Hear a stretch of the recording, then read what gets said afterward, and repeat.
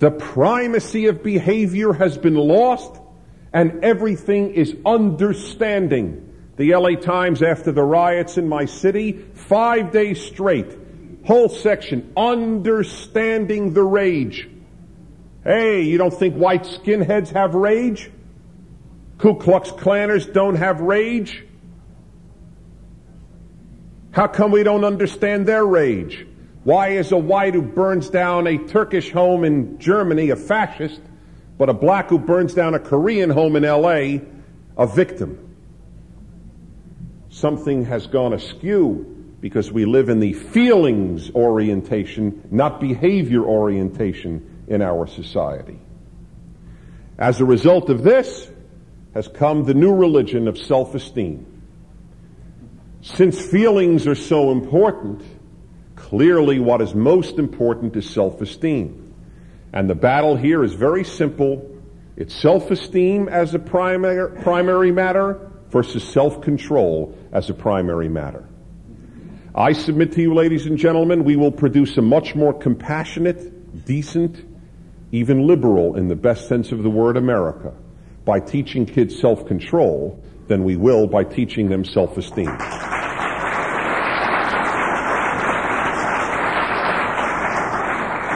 I will just give you one piece of data on self-esteem. The authors of the most highly regarded book on altruism, The Altruistic Personality, written by Professors Pearl and Sam Oliner of Humboldt State, California State University at Humboldt. Two Jews, one of whom was in fact rescued during the Holocaust by Christians in Poland. They have devoted their lives to studying what made non-Jewish rescuers of Jews in the Holocaust tick, which is a pretty fair assessment of altruism, because literally your life was on the line for a stranger every day you hit a Jew.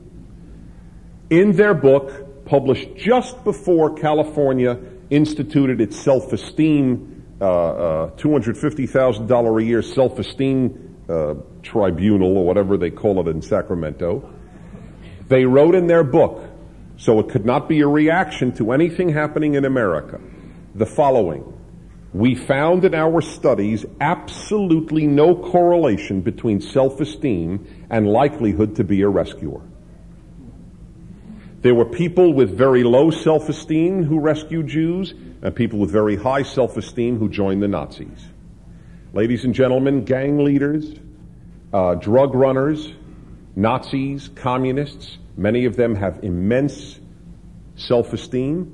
There are many beautiful human beings who have very low self-esteem. In fact, many good people that I know, particularly giving people, have very low self-esteem. Part of the reason they're so good is because they think they're unworthy of being called good. And so in order to elevate their own self-esteem, they do a lot of good deeds. It's pure nonsense. The self-esteem boat is nonsense. Do I want my kids to have self-esteem? Of course. I want them to have many things. But to argue that that is essential to a civilized society is baloney. It's when you are more interested in feelings than behavior that you value self-esteem over self-control. Next. Liberalism has a mantra because liberalism has a credo because liberalism is a religion. Once one understands this, it is very, very helpful to understanding the difficulty in trying to wage the culture war. Liberals believe in liberalism like Christians believe in Christianity. Only when you understand that can you begin to understand how difficult it is. It is their religion.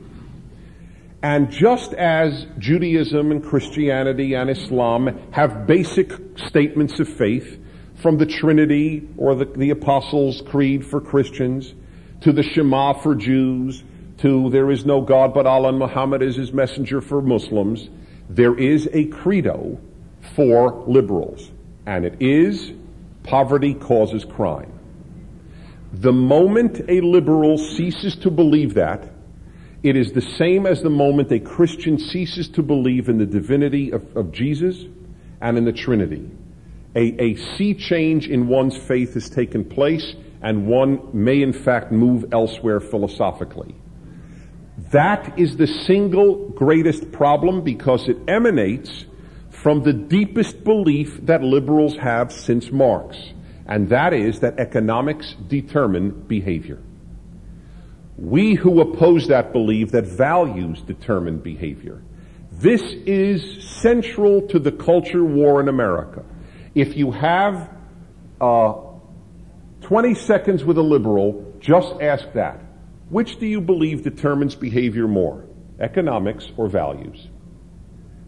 That's it. That is literally, when I have no time and I'm running to a commercial, I will just pose that question to a caller. Say, you know, you talk about liberals, that is, I don't know, am I a liberal? I'll say, well, answer this question and I'll tell you. It is the issue. If you believe poverty causes crime, if you believe that the amount of murder and rape in America is a result of poverty, you're a liberal. If you believe it is the result of a lack of conscience, not a lack of money, you're not a liberal. It is literally as simple as that.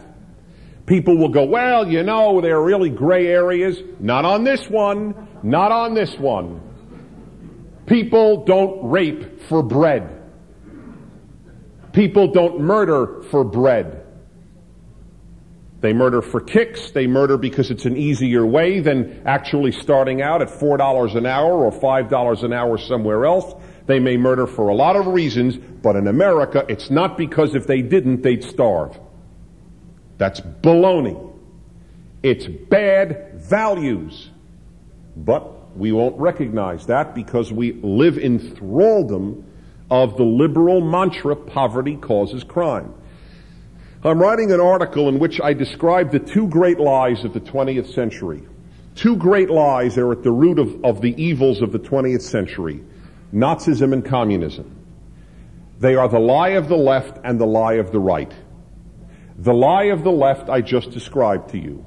Namely, that it is not values that determine behavior, but rather it is economics. That gave us communism. The lie of the right is it is not values that determines behavior, it is race. That gave us Nazism. Aryans act one way, Jews act another, non-Aryans in general. Thank God the lie of the right is almost not believed any longer. But the lie of the left is dominant in academia, the media, and government. That economics determines behavior. Oh, George Will just had a column in which he cited was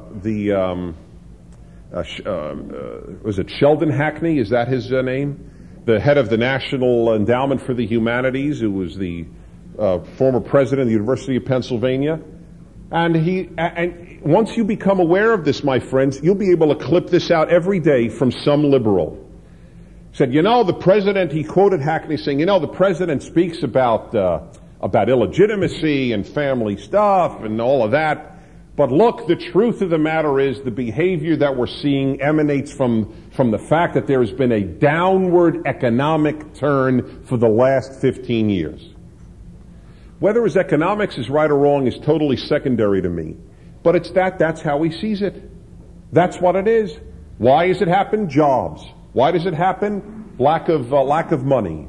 That's why people commit evil. It's remarkable. And that is the belief. It is values that determine behavior, not economics. That is the great battle in America. That is a form of the culture war. There is another way, though, in which liberals in this war focus away from values. Notice whenever there is a social problem, liberals will never say the person who did it, except if they are a wealthy and white and male, is actually responsible. Something else is always responsible, and there's always another solution. People commit murders. Where is the liberal focus? On guns. Now, it's typical. And by the way, I am centrist on this. I am for control and widespread ownership, okay? I am not pleading a case on guns whatsoever. I am merely stating that the liberal instinct is not to blame the criminal, but to blame an inanimate object in this case. If it's not